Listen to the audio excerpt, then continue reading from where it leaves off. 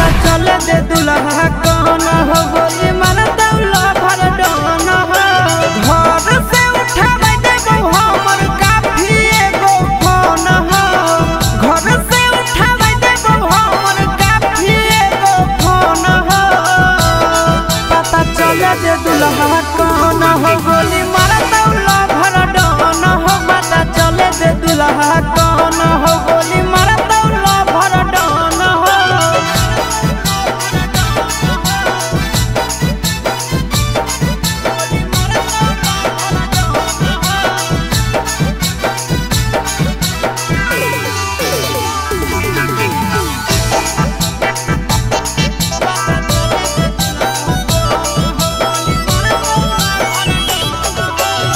तो दुल्हा जे मौरी बहिन के मार देबो सिक्सर के छगोली गिन के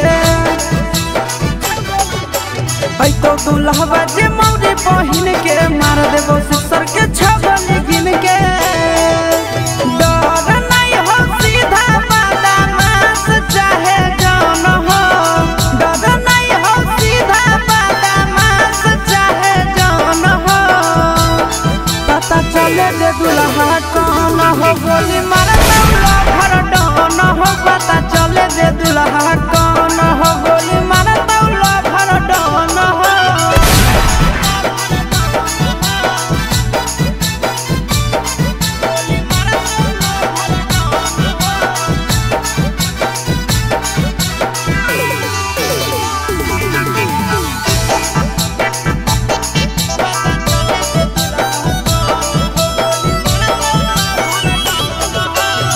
हम दहेजवा हो तो बराबाद गे मरवा पे शादी नहीं हो तो सराद गे